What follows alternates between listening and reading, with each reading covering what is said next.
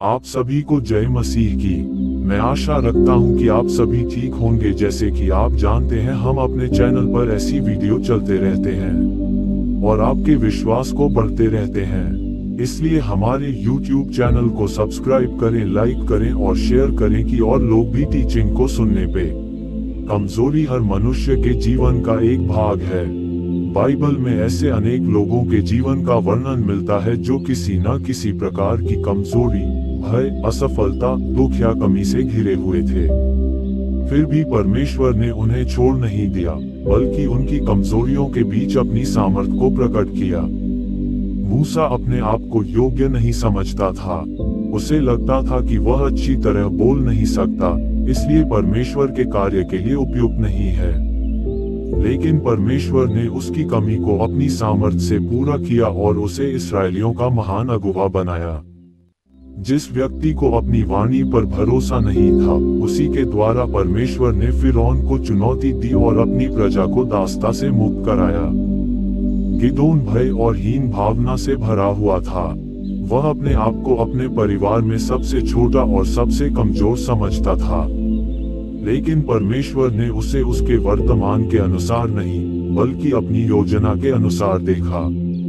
परमेश्वर ने उसे साहस दिया और उसके द्वारा बड़ी विजय प्राप्त की। इससे हमें पता चलता है कि परमेश्वर साधारण लोगों के द्वारा भी असाधारण कार्य कर सकता है।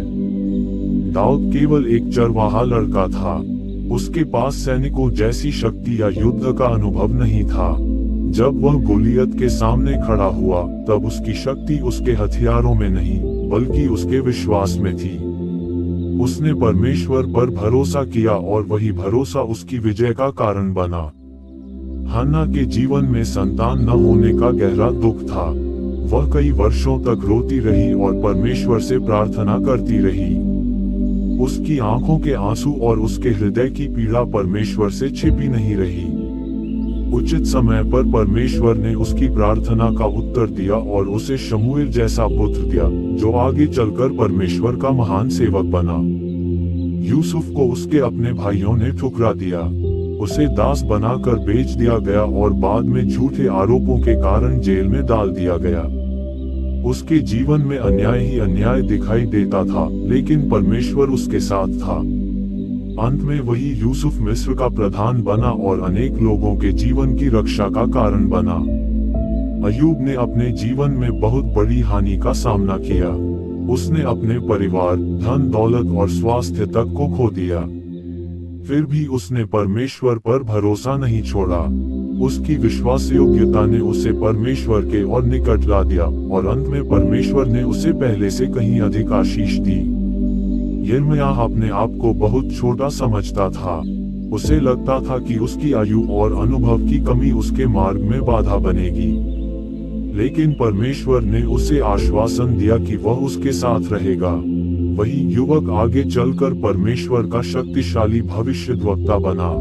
एलिय्याह जैसा महान भविष्यद्वक्ता भी एक समय इतना निराश हो गया कि वह जीना नहीं चाहता था।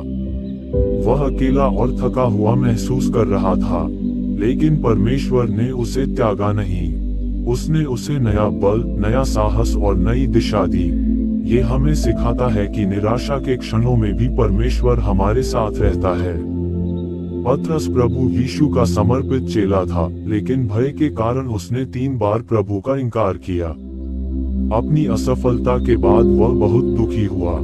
फिर भी प्रभु ने उसे क्षमा किया, उसे पुनः स्थापित किया और उसे अपनी कलीसिया के प्रारंभिक अगुवों में से एक बनाया। पौलुस के जीवन में भी एक ऐसी कमजोरी थी जिसे वह बार बार महसूस करता था। उसने परमेश्वर से उसे दूर करने की प्रार्थना की, लेकिन परमेश्वर ने उसे सिखाया कि उसका अनुग्रह ही पर्याप्त है। पौलुस ने समझ लिया कि जब मनुष्य कमजोर होता है, तब परमेश्वर की सामर्थ और अधिक स्पष्ट दिखाई देती है। राहाब का अतीत अच्छा नहीं था, लेकिन उसने विश्वास के साथ परमेश्वर को ग्रहण किया। परमेश्वर ने उसके अतीत को नहीं, बल्कि उसके विश्वास को देखा और उसे अपने उद्धार की योजना में स्थान दिया। रूत एक विदेशी और विधवा स्त्री थी। उसके पास भविष्य की कोई निश्चितता नहीं थी, फिर भी उसने परमेश्वर पर भरोसा रखा। उसकी विश्वास योग्यता के कारण परमेश्वर ने उसके जीवन को सम्मान और आशीष से भर दिया। एस्तेर एक अनाथ लड़की थी, लेकिन परमेश्वर ने उसे ऐसे स्थान पर पहुंचाया जहां से वह अपने लोगों की रक्षा कर सकी। उसने भय के स्थान पर विश्वास को चुना और परमेश्वर ने उसके द्वारा एक पूरे राष्ट्र को बचाया।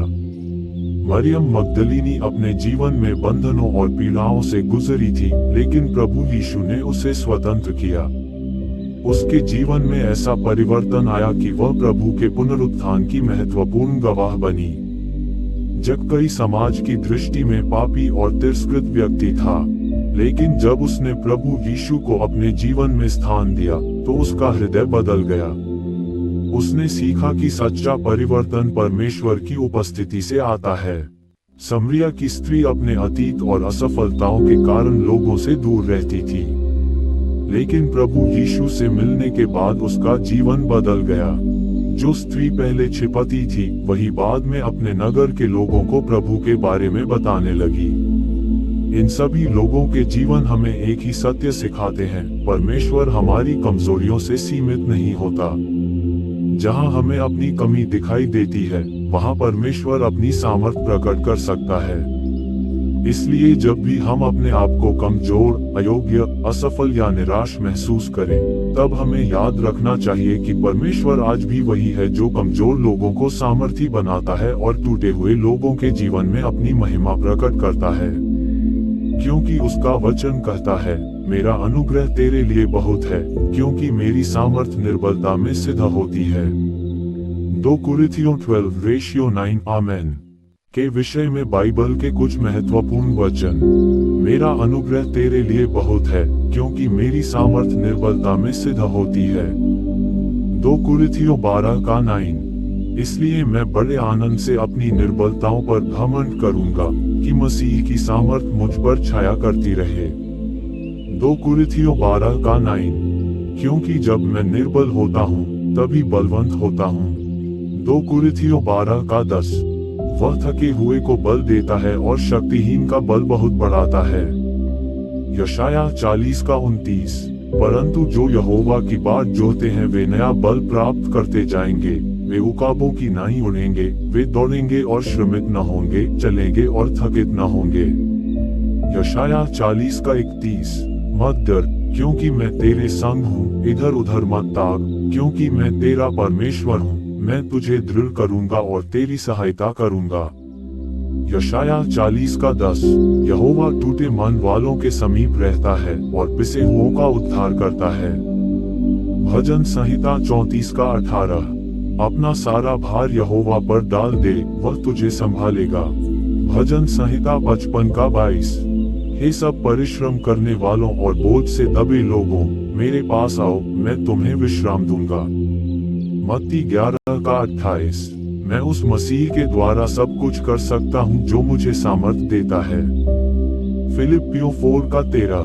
परमेश्वर हमारा शरण स्थान और बल है, संकट में अति सहज से मिलने वाला सहायक। भजन संहिता 46:1। मेरा शरीर और मेरा मन चाहे क्षीण हो जाए, तो भी परमेश्वर सर्वदा मेरे मन का बल और मेरा भाग बना रहेगा। भजन संहिता 73:26। अगर आप सभी को यह वीडियो पसंद आए तो इसे लाइक करें, शेयर करें, कमेंट करें कि और लोग भी आपकी तरह आशिकी होने पाए, और इस चैनल को सब्सक्राइब करें क्योंकि हम हर रोज ऐसी वीडियो चलते रहते हैं।